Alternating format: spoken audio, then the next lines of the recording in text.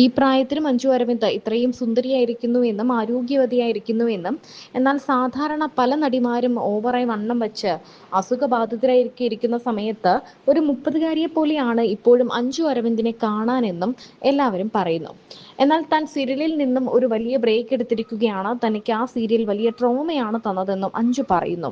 എന്താണ് കാരണം എന്ന് ചോദിക്കുമ്പോൾ അഞ്ജു പറയുന്നത്, താൻ സീരിയലിലേക്ക് പോകുമ്പോൾ താൻ ലേറ്റായി, തനിക്ക് എല്ലാ കുറ്റങ്ങളും വരുമ്പോൾ താൻ എന്ത് ചെയ്യുമെന്നാണ് അഞ്ജു ചോദിക്കുന്നത്. വലിയ ട്രോമയാണ് ആ സീരിയൽ നൽകിയത്.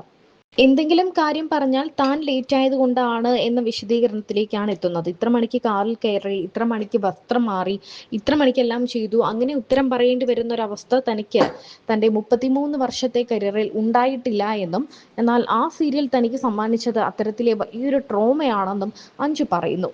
ഇപ്പോഴും ലാലേട്ടനോടുള്ള ഒരു ഇഷ്ടം എന്ന് വെച്ചാൽ ആരാധന അതിപ്പോഴും ഉണ്ട്. അപ്പൊ നമുക്ക് ലാലേട്ടനെ കാണാൻ പോണം എന്ന് വിചാരിച്ച് പോയി.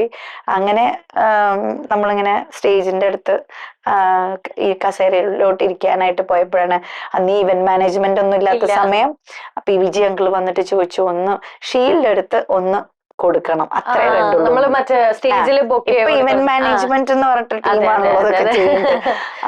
മോഡൽസ് ഒക്കെ ഇറങ്ങിയിട്ട് ആ ഒരു അന്നത്തെ കാലത്തെ 90s കഥയാണ് പറയുന്നത്. അപ്പൊ അങ്ങനെ ഞാൻ ചെയ്തു. അപ്പൊ ഞാൻ ആ സമയത്ത് ഇപ്പോഴത്തെ ഈ ഒരു ഇത്രയും മെച്ചുവേർഡാണ് അന്നെന്ന് പറയാൻ പറ്റില്ല. അന്ന് വളരെ വളരെ ചൈൽഡിഷ് ആയിരുന്നു ഞാൻ. പ്രായത്തിൻ്റെതായിട്ടുള്ള ഒരു ഇതുണ്ട്. അപ്പൊ PVG അങ്കിളുടെ മോള് ഷെറിനുമായിട്ട് ഞാൻ ഭയങ്കര കളിയായിരുന്നു സ്റ്റേജില്. അപ്പൊ മധുവങ്ങൾ ഇതൊക്കെ കണ്ട് മധുവങ്ങളുടെ സ്പീച്ചിൽ എന്നെ മെൻഷൻ ചെയ്തു. ആ കുട്ടി ഭയങ്കര സ്മാർട്ടായിട്ട് ആക്റ്റീവായിട്ട് എന്തെങ്കിലുമൊക്കെ ആയിത്തീരും എന്നൊക്കെ പറഞ്ഞിട്ട് സ്റ്റേജിൽ വെച്ച് അന്ന് പറഞ്ഞ എന്റെ നാനിയിലും ഒക്കെ അടിച്ചു വന്നിട്ടുണ്ടായിരുന്നു ഇത്. അപ്പൊ അങ്ങനെ PVG അങ്കിള് ഒരു ഗൃഹലക്ഷ്മിയില് കവർ പേജായിട്ട് എന്റെ ഫോട്ടോ എടുത്തു. ഈ ആന്റീന്റെ മോളുണ്ട്, അപ്പൊ കുഞ്ഞു മോളാ, അതിന്റെ കൂടെ അപ്പം വിഷുവിന്റെ റിലേറ്റഡ് ആയിട്ടുള്ള ഒരു ഫോട്ടോ എടുത്തു. അപ്പൊ അതങ്ങനെ അതിന് മുമ്പായിട്ട് PVG അങ്കിൾ ത്രൂ ഞാൻ ഭരതൻ അങ്കിളിന്റെ വീട്ടിലൊക്കെ പോയിട്ടുണ്ടായിരുന്നു. സ്ക്രീൻ ഇതിന് വേണ്ടിയിട്ട്, ചമയം എന്ന് പറയുന്ന സിനിമയുടെ ഇതിന് വേണ്ടിയിട്ട്. പക്ഷെ ആ സമയത്ത് ആ ക്യാരക്ടർ എനിക്ക് സൂട്ടബിൾ അല്ലാത്തത് കൊണ്ട്, പക്ഷെ അത്രയും നേരം അദ്ദേഹത്തിന്റെ കൂടെ പിന്നെ രാവിലെ തുടങ്ങി ഉച്ചവരെയുള്ള സമയത്ത് ഓരോ കഥാപാത്രങ്ങളെ കുറിച്ച് പറയുന്നതും, ഭരതമാഷ് ലളിതാമ്മയുടെ വീട്ടിൽ പോയി, സിദ്ധു ഒക്കെ ചെറിയ കൊച്ചായിരുന്നു ആ സമയത്ത്, ശ്രീകുട്ടി, അങ്ങനെ. അപ്പൊ അത് കഴിഞ്ഞിട്ട് പിന്നെ ഗൃഹലക്ഷ്മിയുടെ കവർ പേജ് കണ്ടിട്ടാണ് ആകാശത്തേക്കൊരു കിളിവാതിൽ എന്ന് പറഞ്ഞ സിനിമയില് സുധീഷ് ഏട്ടന്റെ നായികയായിട്ട് എന്നെ കാസ്റ്റ് ചെയ്യുന്നത്. അങ്ങനെയായിരുന്നു ഫിലിം എൻട്രി. അത് മാത്രല്ല, അതിനുശേഷം ആ സിനിമയുടെ ഷൂട്ടിങ്ങിന്റെ സമയത്ത് സേതു അടൂർ അന്ന് പ്രൊഡക്ഷൻ കൺട്രോളർ ആയിരുന്നു. സേതുവേട്ടൻ ഒടുവിൽ ഉണ്ണികൃഷ്ണനെ വിളിക്കാൻ വേണ്ടി വന്നപ്പോഴാണ് സേതുവേട്ടൻ വീണ്ടും എന്നെ ഓർത്ത്, പിന്നെ സേതുവേട്ടൻ വഴിയാണ് ഞാൻ അക്ഷരത്തിലെത്തുന്നത്. ഓക്കെ. അപ്പൊ ചേച്ചിയുടെ ശരിക്കും ആദ്യത്തെ മൂവി നേരത്തെ പറഞ്ഞ മൂവി അക്ഷരമാണ്, പക്ഷെ ചെയ്തത് ആകാശത്തേക്ക് കിളിവാതിലാണ്. ഓക്കെ. അപ്പം ഈ പറഞ്ഞ പോലെ ഇപ്പൊ ചേച്ചി പറഞ്ഞു എന്താ ഒരു പബ്ലിസിറ്റി കുറച്ചൊക്കെ കിട്ടിയപ്പോ അമ്മ വുമൻസ് കോളേജിലേക്ക് മാറ്റി എന്ന് പറഞ്ഞപ്പോ ഈ സിനിമയിൽ വരാനും അല്ലെങ്കിൽ ഡാൻസ് പാഷൻ ഫോളോ ചെയ്യാനും ഫാമിലിന്റെ ഒരു സപ്പോർട്ട് ഉണ്ടായിരുന്നോ, അതോ തല്ലുപിടിക്കേണ്ട? എനിക്ക് അതിന്റെ ആവശ്യമേ ഇല്ല. കാരണം എന്റെ അമ്മയുടെ അച്ഛൻ മിലിറ്ററിയിലായിരുന്നു, നോർത്തിലായിരുന്നു. അപ്പൊ ആ സിനിമയിലേക്ക് എതിർപ്പ് എന്ന് പറഞ്ഞിട്ട് അങ്ങനെ പലരും പറഞ്ഞിരുന്നെങ്കിലും, പക്ഷെ എന്റെ വീട്ടിൽ വെച്ചിട്ട് ഒരാളും ഇന്ന് വരെ പറഞ്ഞിട്ടില്ല അങ്ങനെ ചെയ്യരുത്, ഇങ്ങനെ ചെയ്യരുത്. കാരണം വിനീതേട്ടനൊക്കെ നമ്മള് റിലേറ്റീവ് ആണ്. അപ്പം സിനിമ എന്ന് പറയുമ്പം എന്നെ സംബന്ധിച്ചിടത്തോളം വിനീതേട്ടനെ ചെയ്യാൻ പറ്റുന്നില്ലേ, അപ്പൊ നമുക്കൊക്കെ ചെയ്യാൻ പറ്റുമായിരിക്കും എന്നുള്ളൊരു ഉദാഹരണം ഉണ്ടായിരുന്നു.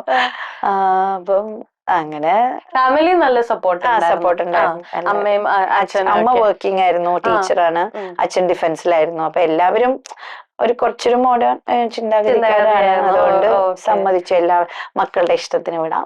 പണ്ടേ അങ്ങനെ തന്നെയായിരുന്നു. അതുപോലെ തന്നെ ഞാൻ എന്റെ റെമ്യൂണറേഷനും കാര്യങ്ങളും ഒന്നും അമ്മ അതൊന്നും എന്താണോ നിനക്ക് വേണ്ടത്, ഓക്കെ, നമ്മളെ ഇഷ്ടത്തിനനുസരിച്ച് അങ്ങനെയൊക്കെ. അപ്പൊ അങ്ങനെ ഒരു ബാക്കപ്പോട് കൂടി സിനിമയിൽ വന്നു, സക്സസ്ഫുൾ ആയി. ഇപ്പൊ കുറച്ചൊരു ബ്രേക്കിലാണ്. പക്ഷെ ആ ബ്രേക്ക് എന്ന് പറയാൻ പറ്റില്ല. കാരണം എന്താന്ന് വെച്ചാൽ കിട്ടുന്ന കഥാപാത്രങ്ങളെല്ലാം നമുക്ക് ചെയ്യാൻ പറ്റും. വീണ്ടും എന്നോട് ഇപ്പോഴും ആൾക്കാർ ഇങ്ങനെ പറയാം, എന്താ അഞ്ജു ട്രൈ ഞാൻ പറഞ്ഞു എനിക്ക് അതിന്റെ അർത്ഥമേ മനസ്സിലാവുന്നില്ല. വാട്ട് ഇസ് ട്രൈയിങ് എന്നുള്ളത് എനിക്ക് മനസ്സിലാവുന്നില്ല. മുമ്പ് ഞാൻ സിനിമയിൽ വന്ന സമയത്തും whatever comes to me ഞാൻ എടുത്തു എന്നുള്ളതാണ്. അങ്ങനെയാണ് എനിക്ക് ഈ സിനിമകൾ ചെയ്തിട്ടുള്ളത്. ഇപ്പൊ പോലും അറിയില്ല എന്ത് ട്രൈ ചെയ്യണം, എങ്ങനെ ട്രൈ ചെയ്യണം, ആളുകളെ വിളിച്ച് പറയണോ, എനിക്കൊരു ചാൻസ് തരുമോ എന്ന് എനിക്കതൊക്കെ ഭയങ്കര ചമ്മലുള്ള കാര്യങ്ങളാണ്. എന്നാ തന്നെയും വിളിക്കണേ, എന്നാലും പബ്ലിക്കായിട്ട് ഇങ്ങനെ വിളിക്കണേ, നല്ല ക്യാരക്ടർ ഉണ്ടെങ്കിൽ പറയണേ എന്നിങ്ങനെ പറയാൻ മാത്രം അറിയുള്ളൂ. അപ്പൊ നമ്മൾ പറഞ്ഞ ബ്രേക്ക് മനഃപൂർവ്വം എടുത്തത് അല്ലെങ്കിൽ പോലും നല്ല ക്യാരക്ടേഴ്സ് വരാണ്ടൊരു ഗ്യാപ്പ് വന്നല്ലോ. അപ്പൊ ആ സമയത്ത് എനിക്ക് സത്യം പറഞ്ഞാൽ ചേച്ചി അതൊരു വേസ്റ്റ് ചെയ്തില്ല, യൂട്യൂബ് ഒക്കെ തുടങ്ങി.